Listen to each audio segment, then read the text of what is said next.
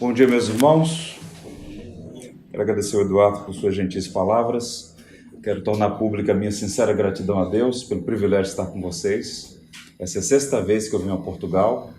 Essa é uma terra muito querida. Amo os portugueses. A família da minha esposa é de ascendência portuguesa.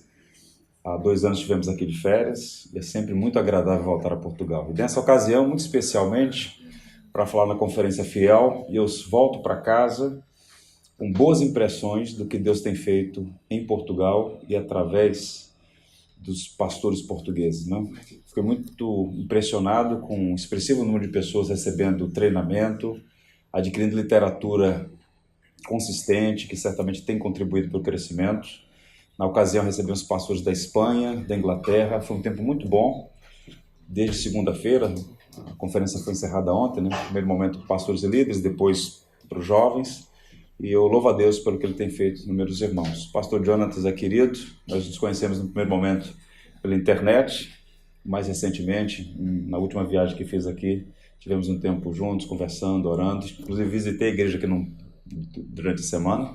E agora estou tendo a honra, o privilégio de pregar aos irmãos. Estou vendo aqui pessoas queridas, como o Eduardo Mano, o Marvel, que tive a oportunidade de conhecer também na última viagem que fiz, o Daniel, filho do pastor Joel. Então, que o Senhor os abençoe. Quero deixar esse encorajamento para vocês. Nós não somos algumas dezenas de pessoas reunidas num bairro, num sítio aqui de Lisboa. Na manhã desse dia, o túmulo está vazio e o povo de Jesus Cristo, espalhado na face da terra, glorifica o crucificado e ressurreto. Então, regozija-te porque o túmulo está vazio, o fundamento da nossa esperança está posto. Porque Ele vive, podemos crer no amanhã. Eu quero trazer uma palavra pastoral à igreja. Eu peço a você que abra sua Bíblia no Saltério. Leremos o Salmo 46.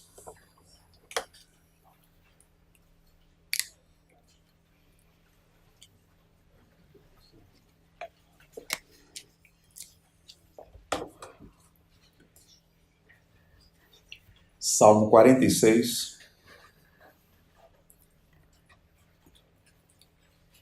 Diz assim: a viva e eficaz palavra de Deus.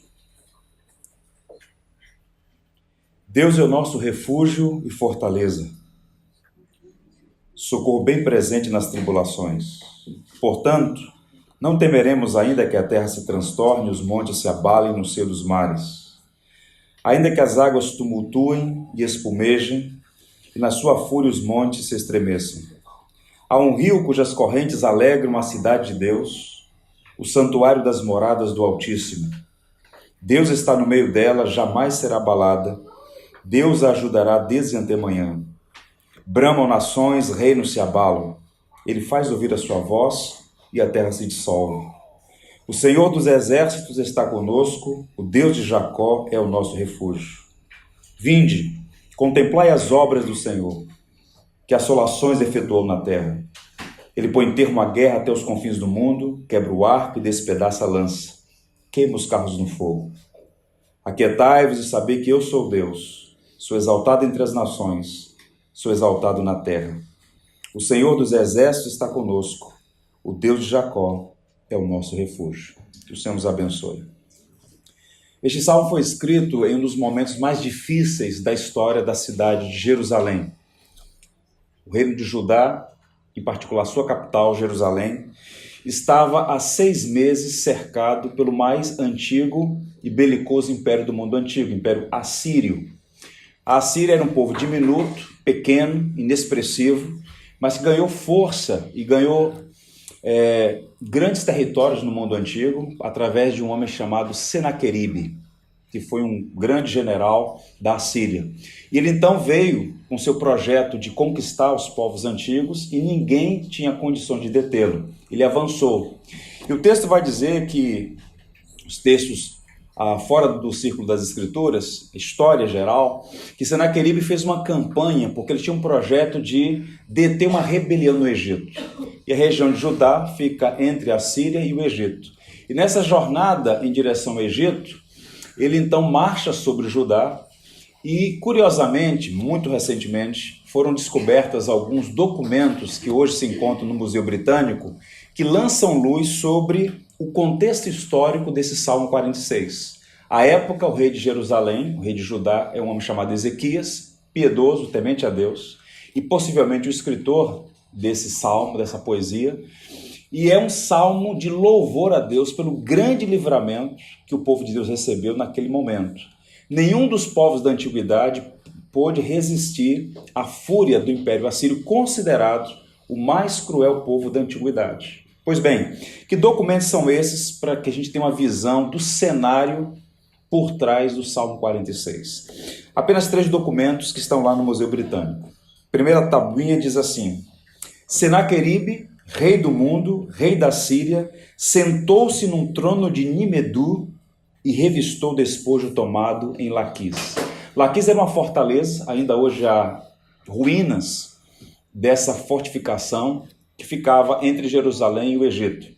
Senaqueribe então toma essa fortaleza, que era expressiva à época, e dali ele envia seus oficiais a Jerusalém. Ele é um homem inteligente, ele quer economizar tempo, dinheiro, energias, e ele envia então seus emissários para que Ezequias se renda, porque o propósito maior dele era seguir em direção à campanha militar no Egito. E então os oficiais tentam demover Ezequias a se render e a pagar tributos ao gigantesco império da Síria. Então essa é a primeira informação.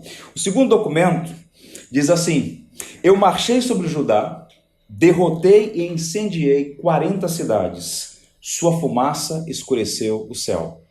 Eu disse na conferência que nós devemos ler a Bíblia imaginando cenários. Essa é a orientação de Santo Agostinho.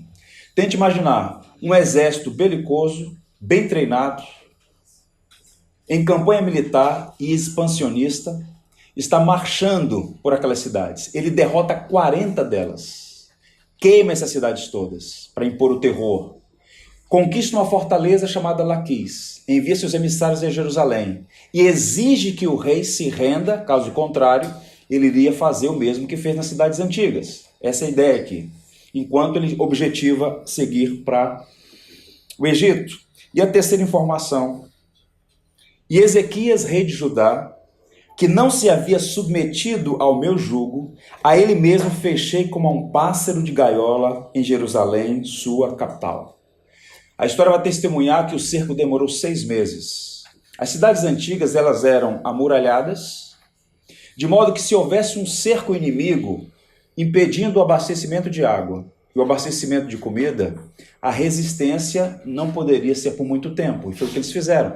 Por 6 meses, eles cercaram a cidade de Jerusalém. Dentro da cidade está o rei. Ele é um homem piedoso. O texto bíblico vai dizer que ele andou nos caminhos de Davi, seu pai.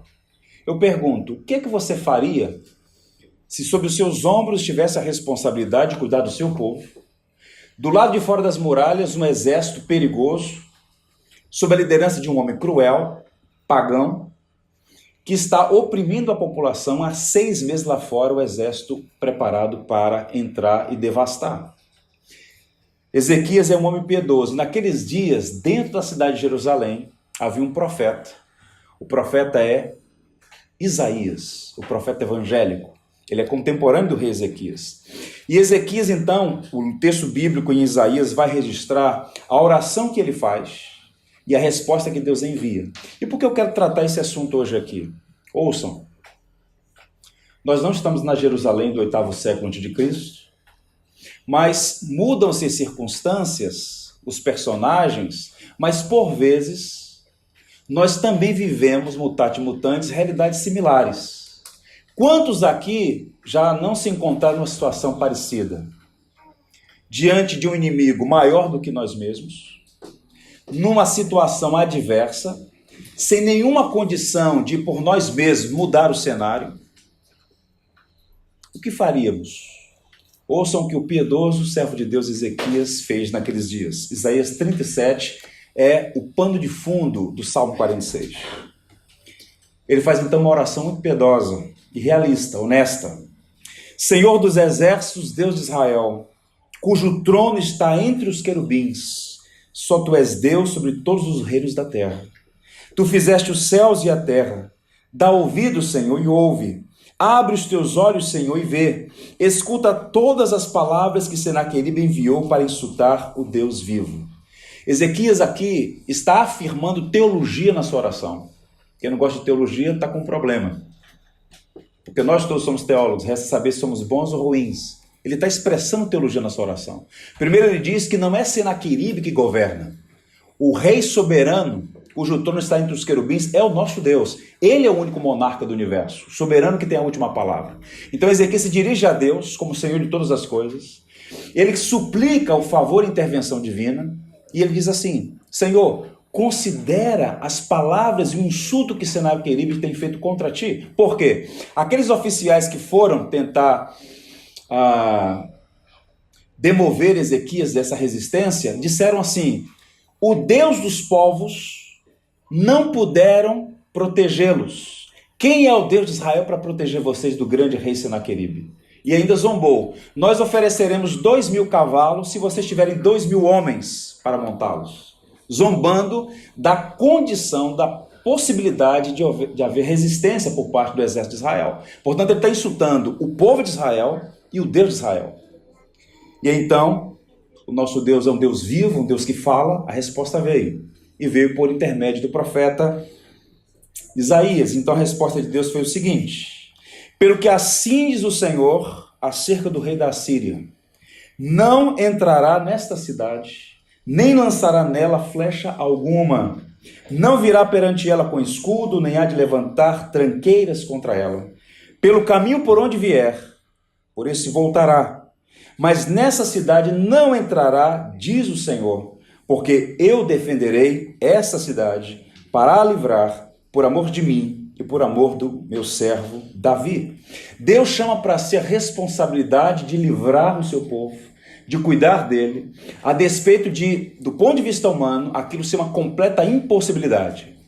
Cidade cercada há 6 meses, um exército pequeno, amedrontado, debilitado, e lá fora o império em expansão que até aquele momento ninguém até então havia resistido, sob a liderança de um general que a si mesmo enxergava-se como o rei do mundo. Pois bem, para seguir em frente, nesse mesmo capítulo, que eu sugiro você ler em outro momento, Isaías 37, verso 36 diz o que aconteceu. Ouçam o que Deus faz em favor da sua igreja.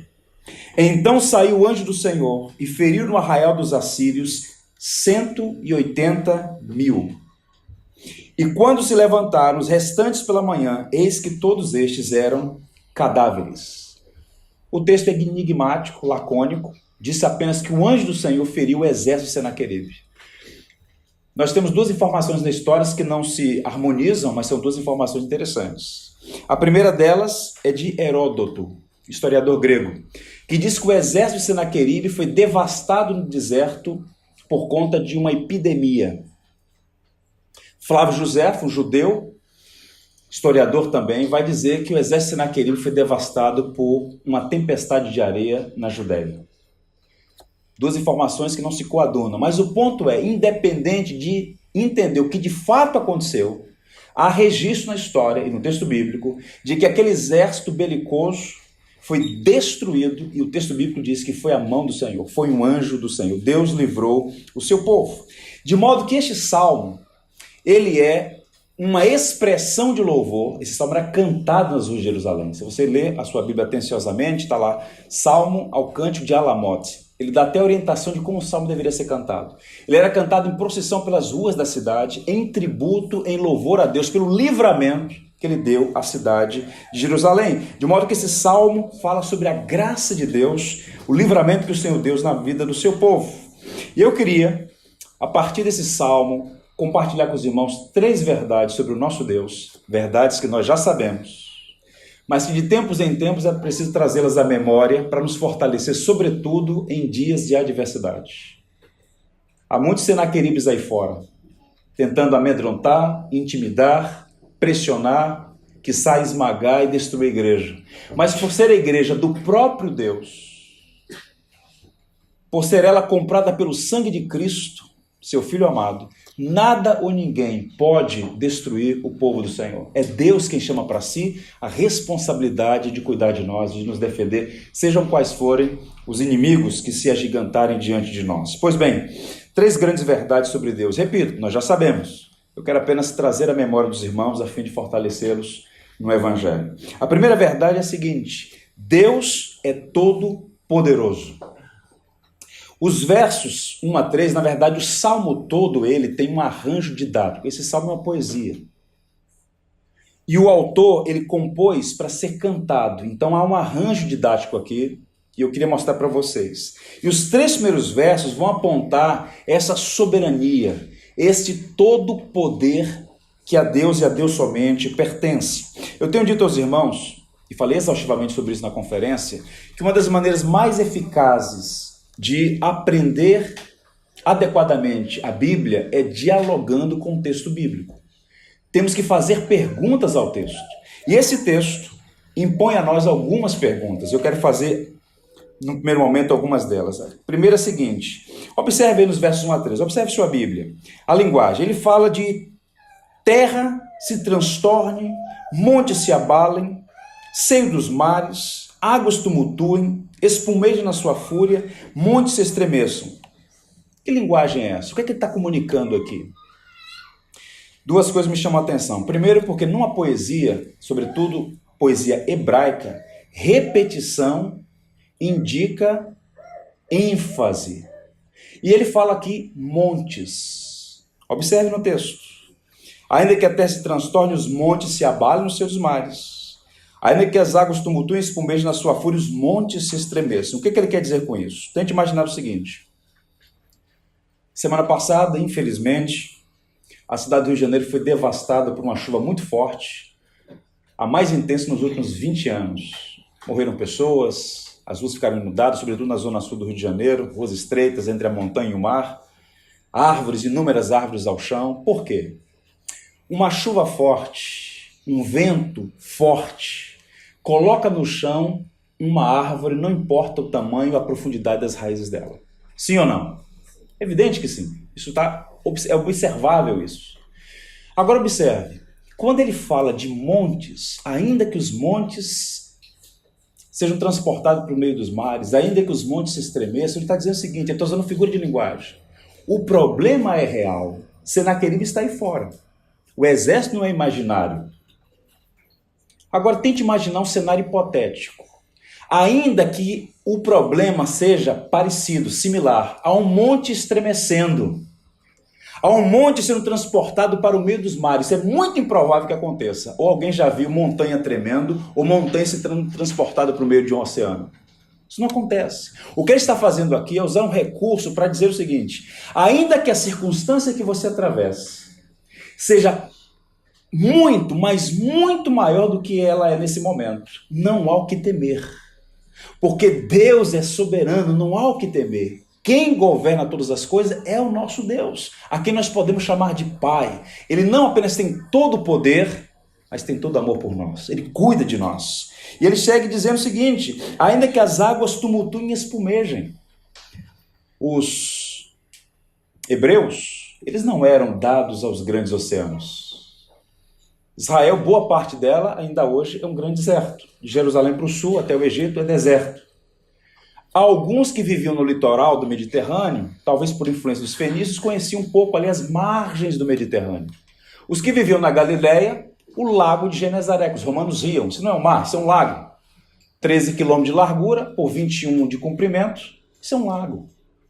O Kinneret, como dizem os judeus, que o formato é de uma harpa. Então, águas tumultuosas, ondas bravias, trazia temor ao coração dos judeus. De modo que, na poesia hebraica, águas é um símbolo de instabilidade, algo que lhe traz pavor.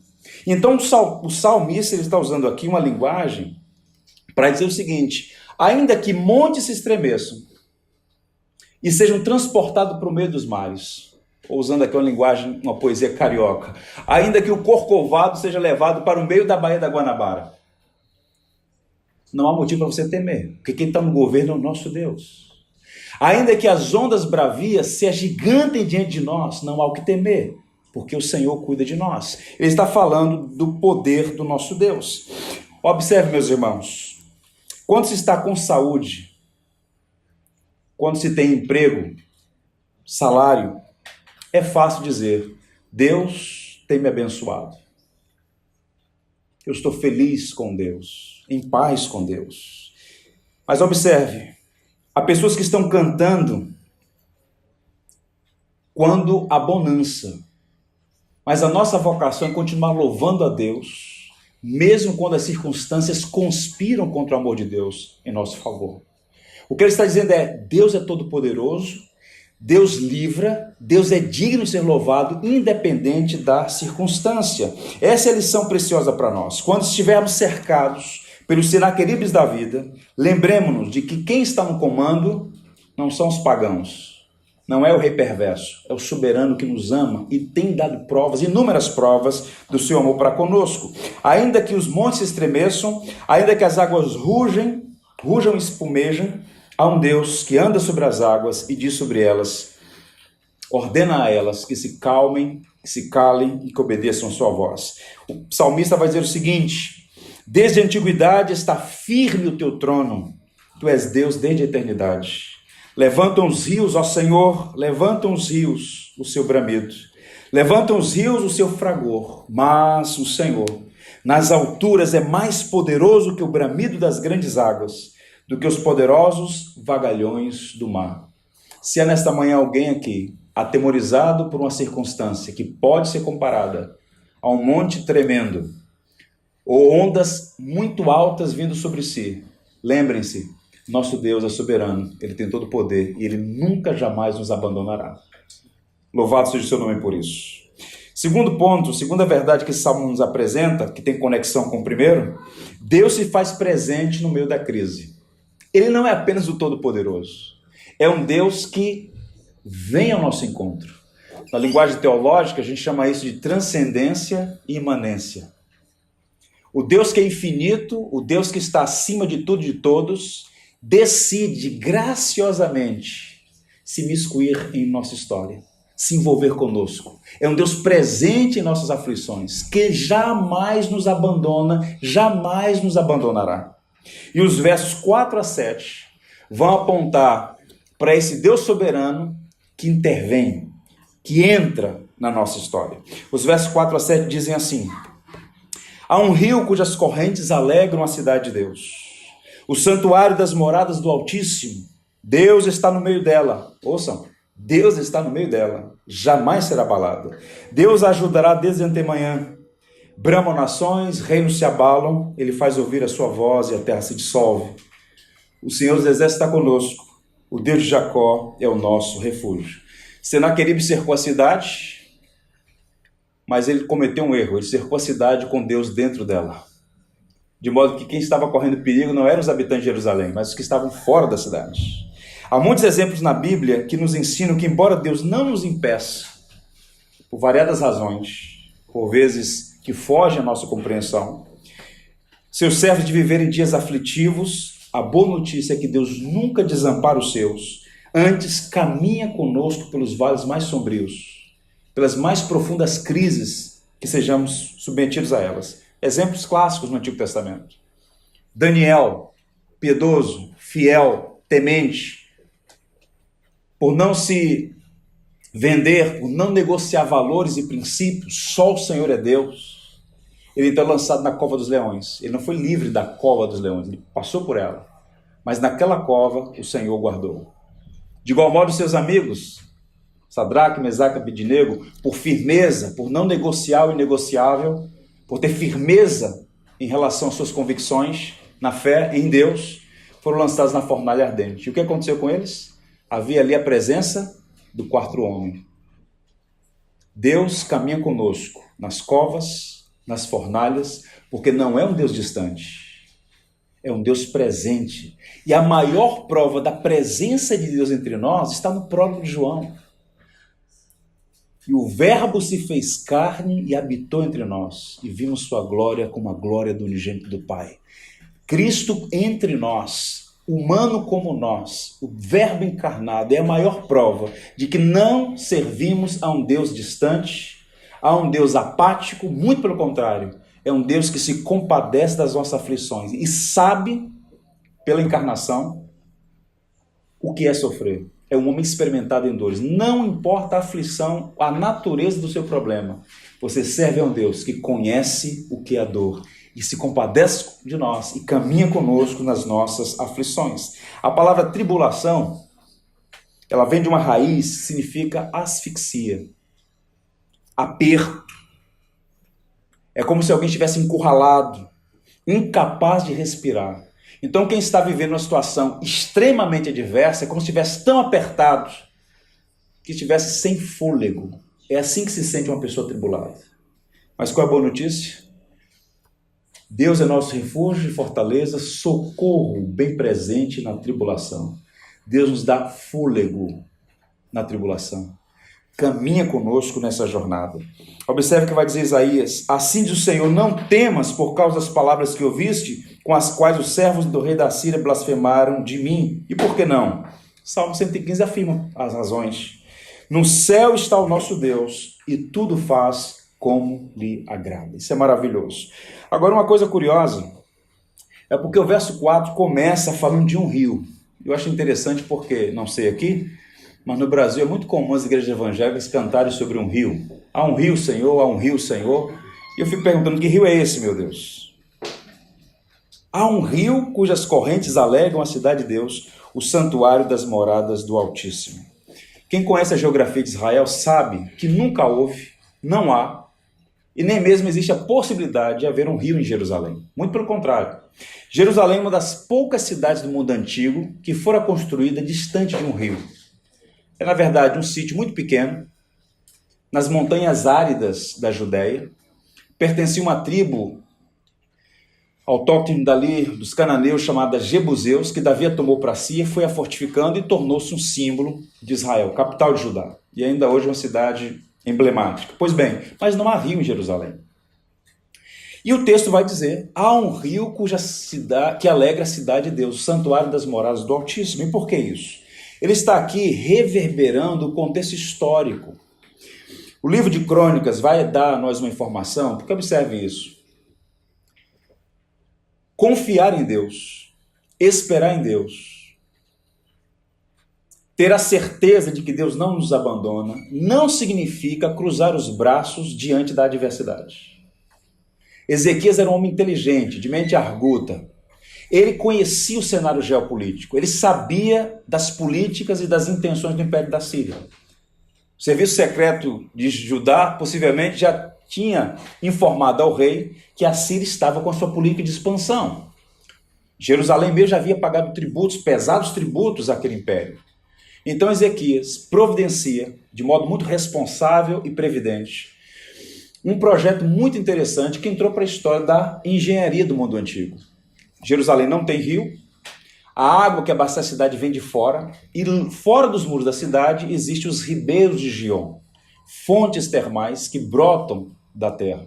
E ele então fez uma obra de engenharia e tapou todos esses afluentes, canalizou numa obra de extraordinária engenharia, e uma parte dela cavou a rocha 550 metros. Ainda hoje se pode visitar em Jerusalém o túnel de Ezequias, uma obra de engenharia extraordinária. E então o que ele fez? Galerias subterrâneas, trazendo a água de fora da cidade para dentro da cidade. De modo que o exército de Senaqueribe, quando chegou, fora da cidade não havia água. Mas dentro das muralhas, dentro de Jerusalém, havia um rio pela primeira vez. Um rio que desembocava no tanque de Siloé. E para o judeu, naquela cultura, a água é símbolo de graça. E quando a população olhou o cenário, fora da cidade, não há água. Dentro da cidade, água em abundância, a ponto de ter um rio. Não era o rio Amazonas, mas era um rio. O povo então se alegrou naquilo. Há um rio cuja cidade alegra a cidade de Deus vivo. Isso é maravilhoso. E o que significa isso, meus irmãos? Significa que aquele rio era um símbolo da presença de Deus no meio do seu povo, porque a água é um símbolo de graça. Observe, por exemplo, a linguagem de Jesus. Ele usa muito a linguagem da água como um símbolo de graça. João chega a dizer, essas coisas vos tenho dito para que tenhas paz em mim. No mundo passais por aflições, mas tem de bom ânimo, eu venci o mundo. Deus está conosco no meio da adversidade. Ele dá sinais da sua graça em nossa jornada. Um comentarista bíblico muito capaz disse assim, Jerusalém era a única cidade entre as cidades do mundo antigo que não possui um rio. Mas Deus estava pronto a ser para ele tudo o que o rio poderia ser e muito mais. E aqui vem a lição, o grande ensino a nós todos. Nossas deficiências nada mais são que espaços para a onipotência divina. É na nossa fraqueza que Deus opera. Naquele dia, Jerusalém estava assistindo didaticamente a providência em favor do povo amado de Deus. Isso tem muito a nos ensinar. Eu tenho ido a Cuba com certa frequência para ajudar a igreja em Cuba. E nessas visitas a Cuba, eu, repito, tenho aprendido bastante com aqueles irmãos que ali servem o Senhor com muita dificuldade. Mas há histórias muito curiosas. Eu escrevi um artigo alguns anos atrás, e o artigo era O Dia em que Deus usou Fidel para abençoar a igreja. A história é mais ou menos o seguinte. A igreja em Cuba, que é a maior ilha do Caribe, de uma ponta a outra são mais de 800 quilômetros. De Havana, a parte ocidental, a Santiago de Cuba, a parte oriental. A igreja começa no final do século XIX, a igreja protestante, muitas igrejas batistas, presbiterianas, episcopais, enfim. E ela se espalha em toda a ilha. E os batistas têm a sua fundação desde o final do século XIX, igrejas antigas, belíssimas igrejas. Não é? E a primeira capital de Cuba foi uma cidade chamada Bayan, a cidade dos pais da independência, cubanos que lutaram contra a coroa espanhola e promoveram a independência de Cuba. Carlos Manuel de Céspedes, por exemplo, José Martí, o maior intelectual de Cuba. E nessa cidade foi fundada a primeira igreja batista de Cuba. Uma linda igreja no coração da cidade, com uma torre, vitrais, uma catedral. Lindíssima igreja. Pois bem, 1959, a Revolução acontece. Fidel e seus asseclas, eu diria, tomam posse daquela ilha e 2 anos depois se alinham com a União Soviética e estabelece o regime comunista em Cuba. E nesse processo, várias igrejas foram fechadas, bens confiscados, pessoas assassinadas, pastores presos. Estive lá e ouvi inúmeros relatos. Inclusive a Universidade Batista de Santiago de Cuba, inúmeros prédios foram confiscados pelo governo e até hoje nunca foram devolvidos. E a igreja então, como a cidade e como a nação inteira, entrou em colapso financeiro. Um cubano hoje ganha em média $15 mensais. Quem melhor ganha em Cuba são os médicos, $50, $70 mensais. É uma situação de extrema penúria. Pois bem, e aquelas construções belíssimas, com o tempo, elas sofreram um processo de degradação. Qualquer propriedade, se você não fizer uma manutenção, ela entra em degradação. É preciso que haja manutenção. Pois bem, e então aquelas igrejas todas começaram a ter dificuldade, porque não havia recursos, nem possibilidade de reformá-las ou fazer a sua manutenção prévia. E aquela catedral começou a ter dificuldades em estrutura física, embora a igreja continue crescendo. Hoje essa igreja tem 1.200 membros e 37 congregações. Mas toda a contribuição que dominicalmente os irmãos voluntariamente dão ao Senhor para sustento da sua obra era insuficiente. E aí o governo emitiu um decreto, quiçá até com a intenção de continuar com seu projeto de confiscar bens da igreja, determinando um prazo para que houvesse a reforma daquela propriedade. E então receberam lá a carta de Senaqueribe, o Senaqueribe dos Castros. Então eles tinham 1 ano para reformar a igreja. Agora como? Como um grupo de cristãos com salário médio de $15 pode reformar uma catedral que estava em ruínas? E então o pastor Samuel Columbier Iglesias reúne a igreja, lê o texto de Isaías e fala: nós temos aqui 2 caminhos. Cruzar os braços ou dobrar os joelhos e orar como Ezequias. Orar ao Deus dos céus, o verdadeiro Senhor dessa ilha, para que entre com providência. Nós somos a igreja não é o prédio. Se o Senhor quiser tomar o prédio, que tome. Nós vamos continuar servindo a Deus. Mas vamos orar, porque esse prédio é um símbolo do que Deus tem feito ao longo dos séculos nessa ilha. E começaram a orar. Pois bem, um pastor de Porto Rico, Martinez Engueles, estava a visitar Cuba, que é uma ilha belíssima, tem os paraísos de Cuba, lugares belíssimos de fato. Ele estava de férias e então visitou Havana, depois foi para Santiago de Cuba e aconteceu que no dia 26 de maio, que é um dia histórico, o dia do assalto ao quartel de Moncada, os turistas todos deveriam deixar os hotéis por ordem do governo, porque havia sempre uma suspeição de algum tipo de atentado contra Fidel, e ele fazia um discurso na praça principal nesse dia histórico, 26 de maio, o dia dia histórico da Revolução. Pois bem, então os oficiais chegam e dizem, olha, os turistas todos têm 3 opções. Vocês vão para Holguín, vocês voltam para Havana, ou tem hotel disponível em Bayamo. E então Martinez diz, eu vou para Bayamo, quero conhecer lá a capital antiga. E foi para Bayamo.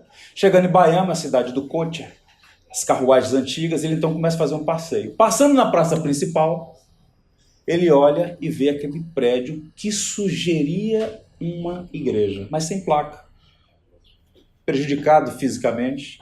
E então ele pergunta para o rapaz, o que é isso aí? Ele fala, uma igreja batista. Ele é pastor batista, ele falou, eu quero conhecer o pastor. Bate a porta, casa ao lado é a casa pastoral. O pastor atende, ele entra, toma um café, começa a conversar, conta a história e tudo. E o pastor fica muito impressionado com o que está acontecendo ali. E então o pastor volta para Porto Rico e faz um convite para que o Samuel vá a Porto Rico a fim de pregar. 4 meses depois, o Samuel está pregando na igreja, faz uma série de conferências.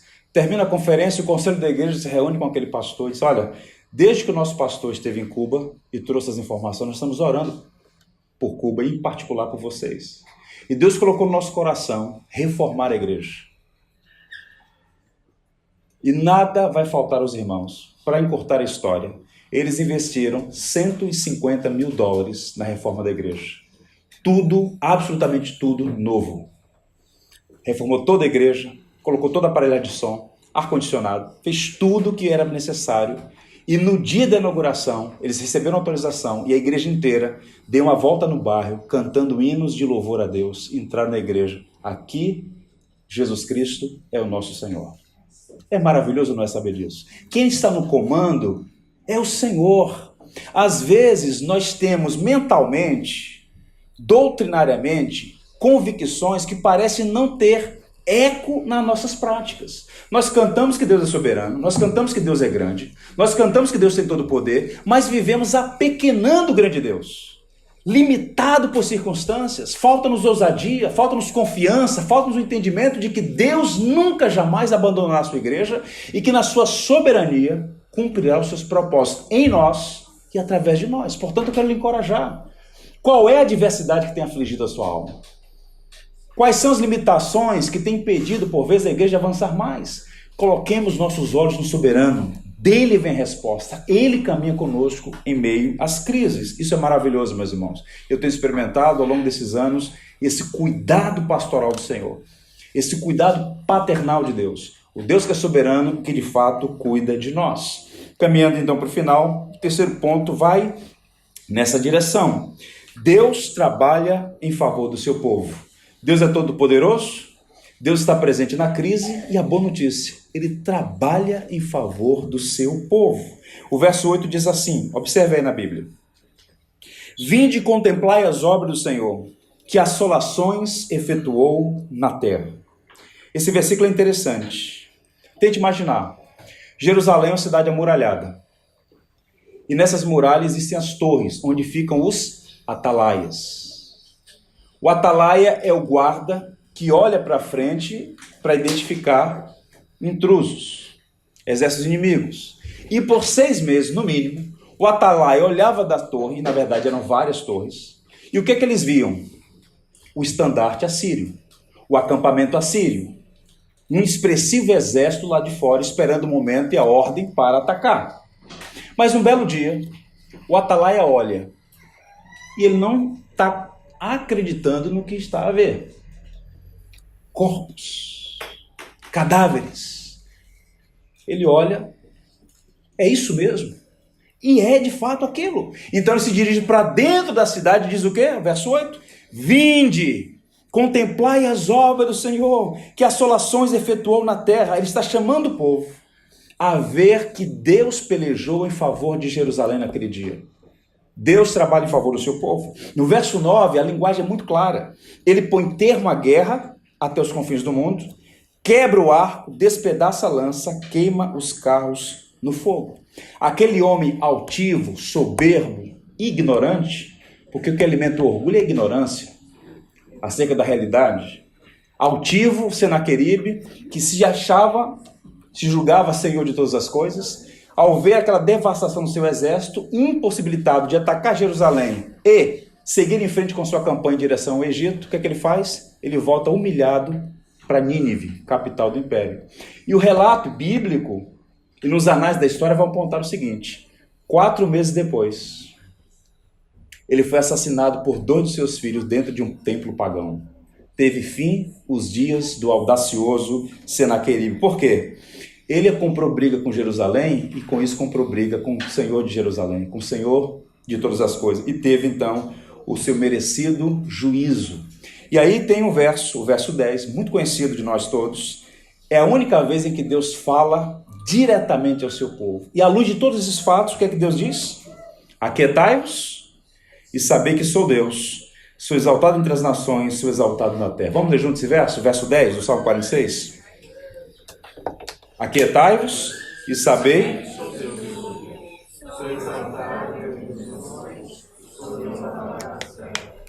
Vocês sabem o que significa o verbo aquietar aqui no texto hebraico?